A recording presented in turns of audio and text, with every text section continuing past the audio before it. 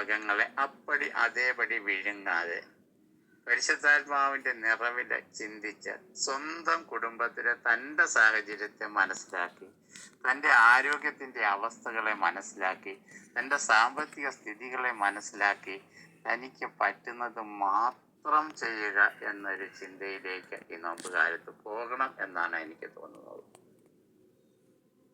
ഇന്നത് കഴിക്കുക, ഇന്നത് കഴിക്കാതിരിക്കുക, അവിടെയൊക്കെ നമ്മൾ എടുക്കേണ്ട നോമ്പിന്റെ ചിന്ത എന്താണ്? സത്യത്തിൽ പറഞ്ഞാൽ, എനിക്ക് ഒരുവനോട് ശത്രുതയുണ്ട്, ഒരുവനെ കൊല്ലാൻ ഞാൻ നടക്കുകയാണ്, അല്ലെ ഒരുവനെ ഇല്ലാതാക്കാൻ വേണ്ടി ഞാൻ സകല കുടില പ്രവൃത്തികളുമായിട്ട് നടക്കുകയാണ്, ഒരുത്തൻ്റെ സൽപ്പേര് കളങ്കപ്പെടുത്തുവാനായിട്ട് എന്തൊക്കെ ചെയ്യാൻ പറ്റുമെന്നോർത്ത് ഞാൻ ഇങ്ങനെ പരവേശം പിടിച്ച് നടക്കുകയാണ്. അത് സാധിക്കുമ്പോഴുള്ള ഒരു വലിയ സുഖമുണ്ടല്ലോ, ഒരു സന്തോഷമുണ്ടല്ലോ. ഇത് തന്നെയാണ് നല്ല ഒരു ചിക്കൻ ബിരിയാണി കഴിച്ചു കഴിയുമ്പോൾ കിട്ടുന്ന സംതൃപ്തി. അത്തരം കുൽസിത പ്രവർത്തനങ്ങളിലൂടെ ലഭിക്കുന്ന സന്തോഷത്തിൽ നിന്ന് ഈ നോമ്പുകാലത്ത് മാറി നിൽക്കാനായിട്ട് നമുക്ക് പറ്റിയാൽ അതായിരിക്കും ഏറ്റവും വലിയ ഉപവാസവും പ്രായശ്ചിത്തവും. എന്തെല്ലാം പ്രശ്നങ്ങൾ എവിടെയെല്ലാം നമ്മൾ ഉണ്ടാക്കുന്നു, അതിൻ്റെയൊക്കെ മുന്നണിയിൽ നിന്നുകൊണ്ട് നമ്മൾ എന്തൊക്കെയോ ആണ് എന്ന് വിചാരിച്ചുകൊണ്ട് കാട്ടിക്കൂട്ടുന്ന പ്രവണതകൾ, പ്രയത്നങ്ങൾ. നമ്മൾ പ്രതികരണശേഷിയുള്ളവരാകണം. ആരോടാണ് പ്രതികരിക്കേണ്ടത്? ആദ്യം തന്നെത്താൻ കൂടി ഒന്ന് പ്രതികരിക്കാണ്ട് തയ്യാറാകണം.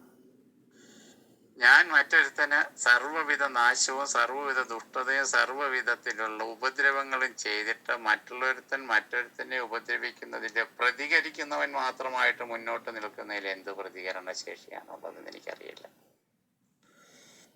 തെറ്റുകളുടെ മേൽ പ്രതികരിക്കരുതെന്നോ, കുറ്റം ചൂണ്ടിക്കാണിക്കരുതെന്നോ, മറ്റുള്ളവരുടെ തെറ്റുകളെ പൊതുജന സമക്ഷത്തെ വിളിച്ചു കൂവരുതെന്നൊന്നുമല്ല ഈ പറഞ്ഞതിൻ്റെ അർത്ഥം.